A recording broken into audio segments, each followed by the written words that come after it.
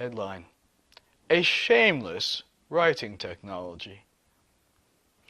Because of the extraordinary nature of my family history, the long list of first ever revelations, discoveries, and shocking exposés, as well as the compilation of virtually all possible human trauma and interpersonal abuse as reflected in my autobiography, a pioneer writing technology had to be implemented to ensure both the reader's safety and the book's success. Defined as high-quality literature and a passionate reader who just can't put the book down. Although I ostensibly stepped down from the pedestal of professionalism, I am still a seasoned professional and expert corporate trainer in advanced writing and reading technologies. I'm a veteran psychotherapist and psychiatrist, and I am very knowledgeable about the neurosciences. I am the first medically or biologically trained researcher to fully define the biological and cognitive elements of the human shame response and its ramifications. Hide and Play Dead has an embedded technology to subconsciously desensitize shame and trauma in the passive, seated reader, including a reversal of the precise socially created imbalance in one's brain structure that make an individual susceptible to any form of social oppression. I have infused the book with the most powerful techniques from applied neuropsychology and somatic psychotherapy. Headline: A paradigm-shifting book. I have also fully utilized my pioneer therapeutic system for shame desensitization and anti-oppression training that was developed over the course of 2 decades of research, testing, and refinement. This is yet another stunning first ever, especially when applied to literature for self-healing and educational purposes. I have elaborated a full treatise that has been acclaimed by academicians in the biomedical, social, and political sciences, and experts agree this is a major paradigm shift. An intimate reading experience. One of the advances in writing technology and methodology is the application of positive transference, which means the connection between the writer and reader, and is borrowed from psychotherapy, applied in the literary realm. This writer-reader transference quickly establishes a strong personal bond between me, the writer, and the reader, and invites the reader to identify with my experience and thoughts without censorship. The necessity of creating an intimate connection with the writer is nowhere more essential than when addressing the subject of shame. And such a connection is arguably the most important tool required for a successful outcome in this book on this subject, and perhaps in educational processes in general. Writer-reader transference has been woefully underutilized and, to my knowledge, never been attempted in nonfiction books. Rooted in social commentary or books that have an informative nature.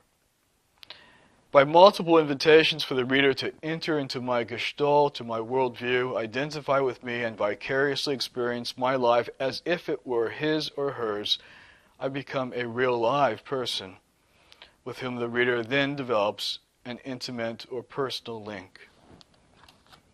Literature to jolt the brain. Another major application stems from neuropsychiatry and trauma therapy, which I call cadencing. The reader's arousal level is intentionally elevated to that of shock from the narrative content, at which point selected parts of the brain are sufficiently aroused and activated to break neurological imprints or patterns related to trauma or oppression. Then the arousal level is abruptly decreased into a relaxation response to avert any possible re-traumatization and to allow a resolutional narrative to replace the dysfunctional imprint that has been changed. The book is written also almost entirely in the present tense. This effectively grabs the reader into the memoirs with greater emotional impact so that they feel almost present in the scene as if witnessing the event themselves. The language and belief structures also match my developmental stage, such as the use of "I hate" in adolescence. This feature also fosters an easier conversion to a screenplay reproduction of the book. And the book is full of visual, auditory, kinesthetic, olfactory, or smelling, and linguistic anchors and leitmotifs that repeat, carrying an unconscious power, and which trigger various conditioned states of consciousness or specific reactions in the reader's psyche or soma, all of which bypass conscious awareness. A never-revealed true story. Hide and Play Dead is my true story of being a mixed-race African-American growing up as the solo child desegregationist in a conservative industrial North Midwestern city in the 1960s, whose dysfunctional family represents the pinnacle of black aristocracy and intelligentsia. An initial short chapter describes my impending risky adventure and journey to uncover the roots of a lifetime of unparalleled trauma, now at a breaking point of life or death. It also briefly explains the therapeutic rationale and structure of the book. A 300-year legacy of autobiographical slavery. The book then shifts to my stunning and bizarre ancestral history. To fully trace my genealogical roots required some luck, access to state-of-the-art genetic testing, and extensive research. The contributions of brilliant ancestors and my older brother were invaluable. My great-great-grandfather's autobiography,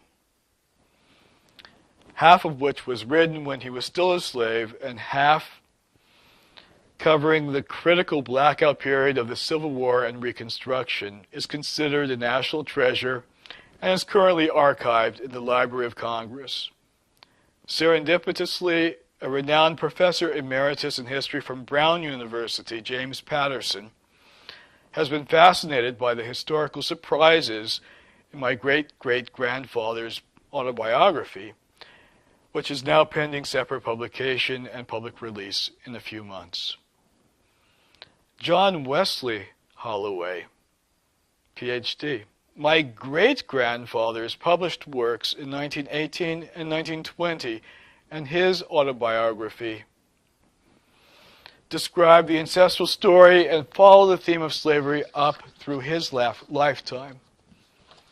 And my brother, Roy Johnson King, MD, PhD, and Master of Divinity, an associate professor of psychiatry at Stanford Medical School, is, among many other stellar achievements, a key genetic researcher for Stanford's Y chromosome project, a consultant for the genetic testing enterprise created by the co-founder of Google and his wife, who happen to turn out to be relatives of mine.